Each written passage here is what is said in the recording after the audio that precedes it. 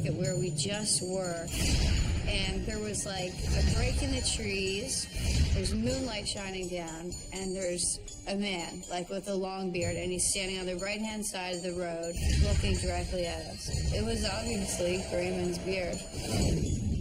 On this hill was a fire burning off the ground by about 4 feet.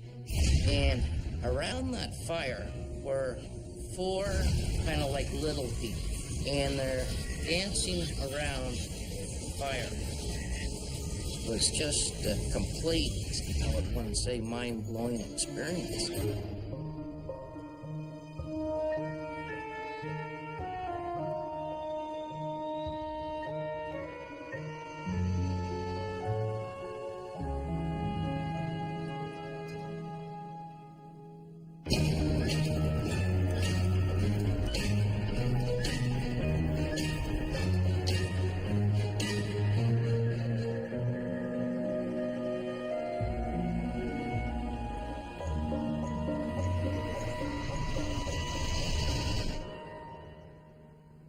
Growing up in Newfoundland is easy. It's super laid back. Kids can walk around in the middle of the night. Just, you know, people there are nice, people are easygoing. It's a really old place. There's a lot of wooded area. There's a lot of, like, I don't know, history, particularly in the Cove. The Cove is well known for ghost stories. My friend was driving his pickup truck. We decided we were just going to go to all these different places, all the spooky places we could think of or knew about, and just hope for something. We really wanted to see something creepy or find something creepy. We didn't know what would happen, so we said we should go to Grayman's Beard, which is just a huge cliff with like a windy dirt road going up it. Once you get to the top, it's all forested, but at the top there's a big open space. So people go there and camp a lot. There's a lot of weird stuff that goes on there. We all kind of believed in ghosts, but we wanted to know that it was real. You know, we wanted to experience it and know for sure. King Arthur's Court, Shangri-La, Atlantis. Timeless legends from all over the world. Whether they're history or just old stories, nobody knows for sure. Hi, I'm Lawrence Chow. Today in Ghostly Encounters, meet Annie and John, 2 people who became part of their local legends and now swear to their truths. Annie Hennessy knows the story of Grayman's Beard, the large outcropping of rock that is said to be haunted by a sailor with a gray beard. Despite this, she and her friends set out to get first-hand knowledge of the supernatural. As the night progresses, Annie's experience becomes far scarier than she ever expected.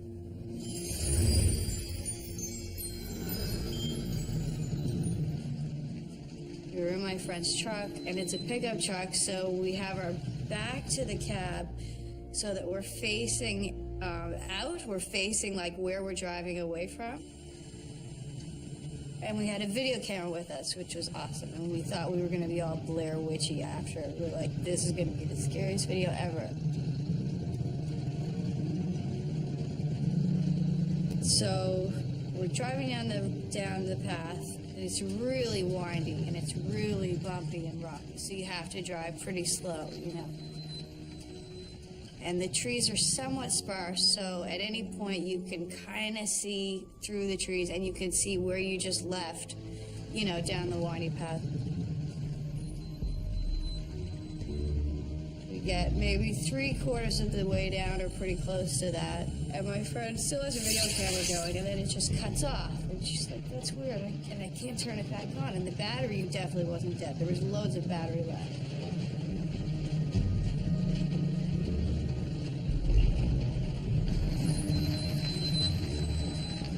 So she's playing with that, and she goes, okay, well, whatever, it's not turning on, I'll just lay it down. I think she was just holding it in her hand in her lap.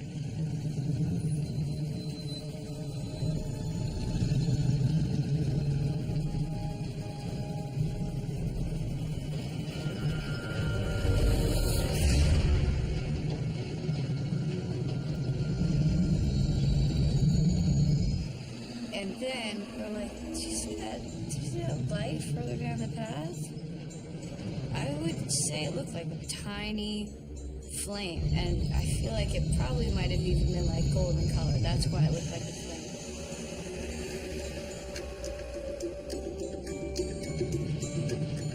And it's moving like at the exact same speed that we are. You know, it's going, when we stop, it stops. When we move, it moves kind of thing. And we're like, this is interesting. That's kind of weird. We were more intrigued than scared. Because, you know, we've been hoping for something weird all night. And then after about 10 seconds, we were like, actually, this is a lot more creepy than cool. And there was definitely no person attached to it. That's what made it creepy, because there was no person attached to it. If this was a real person walking with that, we would just figure someone out walking in the woods. People do that in the Cove all the time. And it was very aware of our speed, which was also pretty interesting. Like, how does this flame know how fast we're moving all the time? Then the driver drove it down into a little ditch. Not an actual ditch, but just a big kind of one of these in the road. So it stopped down there, and he's trying to, you know, rev it and get the momentum going to get it out of the crevice. And while this is happening, us in the back of the cab, we're looking out, and the light just keeps moving towards us.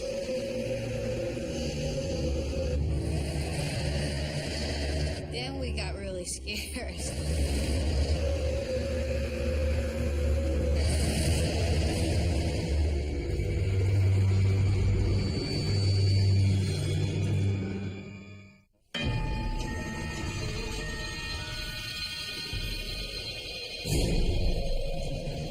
The truck kind of stopped into a big crevice in the road, just a big kind of one of these. So it stopped down there, and he's trying to rev it and get the momentum going to get it out of the crevice. And while this is happening, the light just keeps moving towards us, whereas usually it would stay a certain distance and stop whenever we stop. But this time it's still moving down the path towards us. Then we got really scared. We just started pounding on the window. The driver rolls out the window and he's like, "Geez, what's with you guys? What's your problem? Calm down." We're like, "Brad, you have to go. Like, you have to go right now." Terrified, right? That was what we were hoping for the whole night, but nonetheless, we're terrified. And we couldn't, I don't think we said why. We couldn't spit out the reason why. We were just very concerned with going. Just go, go, go. And then it's coming closer and closer, and then it's really close. It gets the momentum, gets the truck driving again, and pulls it out of the ditch.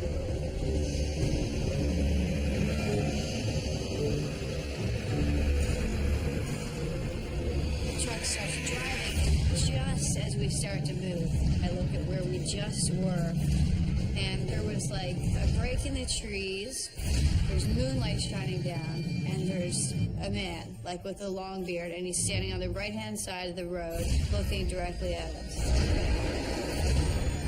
He was old, and he was sort of translucent-y, and I can't look away, like at all. I just stared at him, probably for about 5 full seconds, till we couldn't see him anymore. We turned a corner, and he was gone. And then her camera turns on. She goes, "Weird, my camera's on. I didn't even press power, and now it's on again." And that was it. It was obviously Raymond's beard. I don't know anything about him, but I know that a lot of people have seen him. Who knows, maybe he died there. Maybe he's a tortured soul or something. I don't know what else would have made the camera stop. I think there's no valid explanation as to why her video camera would turn off at the top of the cliff with like a full battery and then turn on spontaneously once we're driving out. We watched the videotape after, and it was exactly as I said. There was a tape of the whole night, us laughing, having a good time. we get up to the top of the cliff and it just cuts. And then it just cuts back to us pulling out onto the pavement.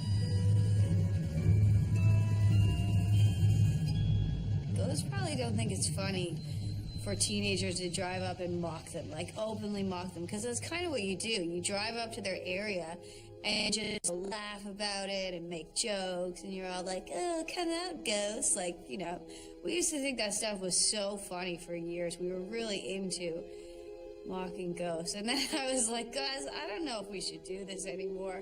We're going to end up going insane. Like, I don't feel like ghosts could do anything except maybe, like, make you go mentally insane. Maybe they would just, I don't know, you know, torture you for the rest of your life for messing with them.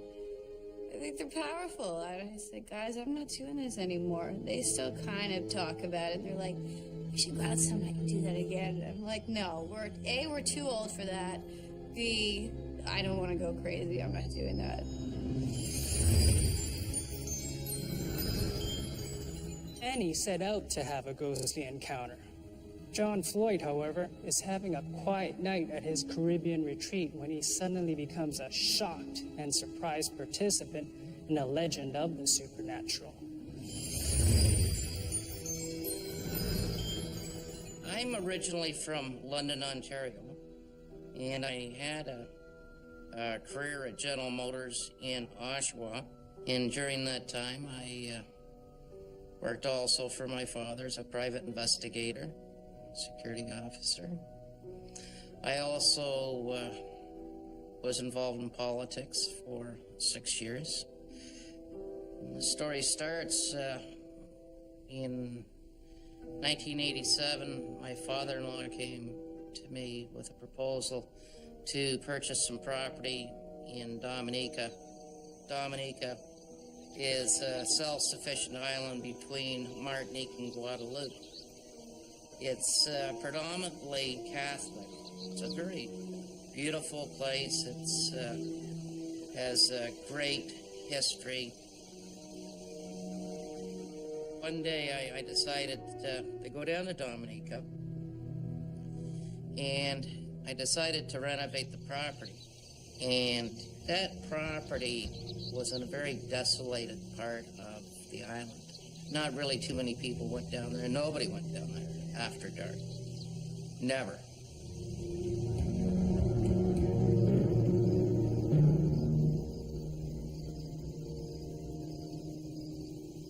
It is so well etched in my mind that it was like yesterday. One of the guys that I was down with live, this is a story that we talk about. It was a very dark night, but it's very clear down there. And approximately 100 yards away from us, we noted a light. And at first it was stationary. We didn't see any car lights come down. Nobody comes down. So that was pretty strange. And tried to figure out, well, what might this be? And then the lights started moving. It started to move along the bottom part of the bay and into the bush. We didn't hear anything, and we couldn't see a form or anything like that. And we knew at this time there was something very, very wrong with the situation. That this is not a reality. This is something much, much different.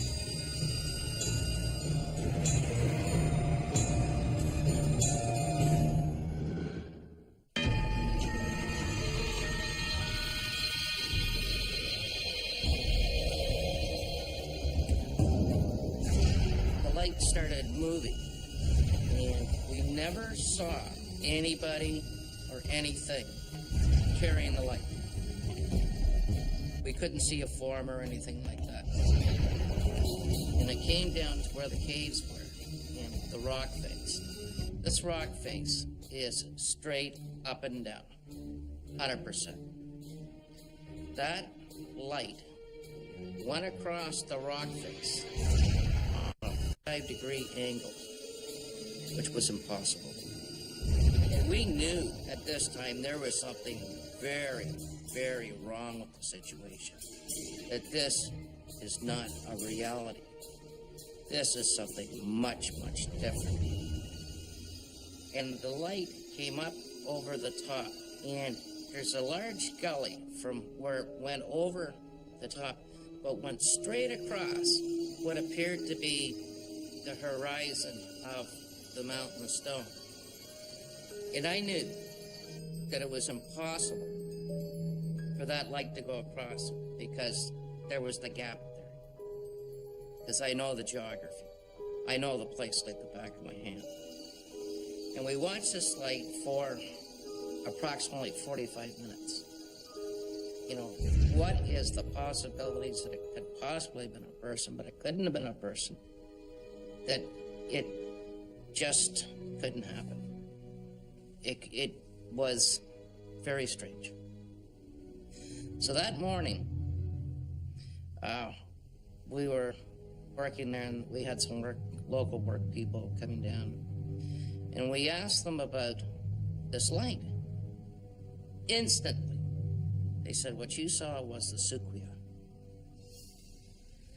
And I want to say, what is a Suquia? Word I've never heard in my life.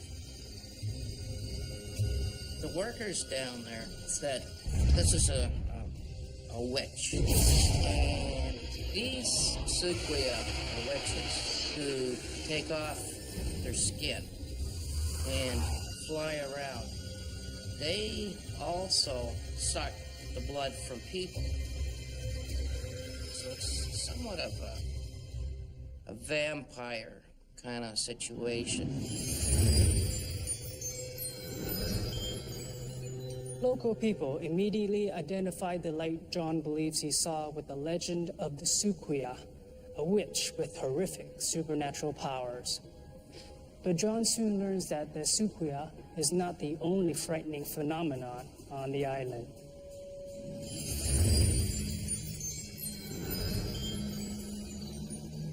So the next night, it's about midnight, and Clive said, come over here, you gotta see this. There's quite a hill that comes down, and it was just absolutely incredible. On this hill was a fire burning off the ground by about 4 feet. And around that fire were 4 kind of like little people. They were approximately 4 feet in height, and they're dancing around the fire. And I very vividly remember they're dancing, their feet were going up and down, almost like they were sort of prancing, and they were somewhat translucent. And the fire that was burning was not a bright fire. It also seemed to be somewhat translucent. I guess the closest way I could describe it, they were like forms. Now this is about 70 feet away, so it's very close, very clear. There's nothing obstructing vision. There wasn't anything in the way to create a reflection or anything like that. At first, there was a little bit of fear. I was very curious. We watched it for a good half hour, and Clive was going to go sort the situation out. I said, Clive, don't. Let these things, whatever they are, continue to do what they're doing. We'll just go to bed.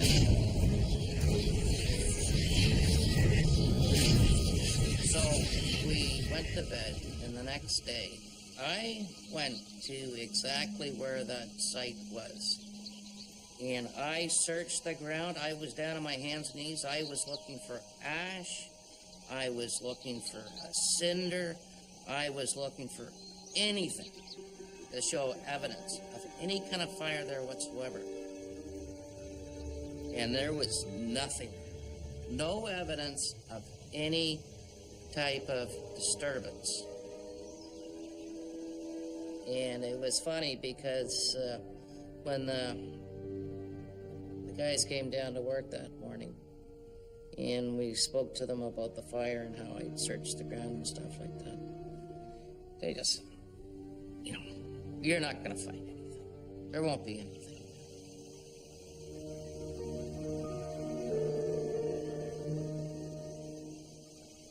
I've had an opportunity to put a lot of thought into it, and the best that I could figure out was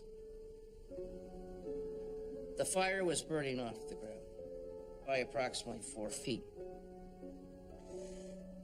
How could that possibly happen? Well, due to the fact Dominica has a huge amount of rain, and there's a lot of erosion. Potentially 1,000 years ago, that fire would have been burning right on the ground. As for the 4 little people that were dancing around the fire, many, many years before, that was an Indian encampment. And I started thinking that somehow or another, what we saw those nights were spirits of the First Nations people. And it certainly goes to show that it was an incredible situation in my life that I will never forget. John believes the dancers he saw are connected to Dominica's native population. Our experts tell us that early Europeans took the land of the native people and worked or hunted them down to the verge of extinction. Perhaps the 4 spirits John claims to see are doomed to dance forever on land that is no longer theirs. In North and South America, ghost stories are often linked to native culture. Though First Nations people were brutally conquered, their spiritual beliefs didn't necessarily disappear. Instead, they became part of the region's ghostly lore. Newfoundland is the most concentrated site of ghostly legends in Canada. The many sailors and fishermen lost at sea provide restless souls for thousands of ghost stories. As well, a large part of Newfoundland's population comes originally from Ireland, the most ghostly corner of the British Isles.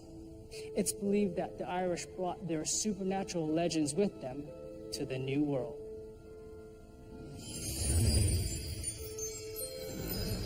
Everyone knows Grayman's Beard. There's a ton of ghost stories about it. There's a lot of accounts, particularly on Grayman's Beard, of people seeing this man, and it's kind of old news to people in the Cove, but, he's never set out to hurt anyone or even purposely scare anyone. I think they just kind of see him, like just existing. He's just maybe walking around, and they go, oh, right, there's that Grayman, no big deal, He's just hanging out in the woods, having a time. Scary to me, but not scary to a lot of people. The impact of what was seen on those 2 occasions down there, the impact certainly makes it quite clear to me that there is something else. And what it is, how you get there, I don't know. But there's a window or there's a door, and there is something on the other side.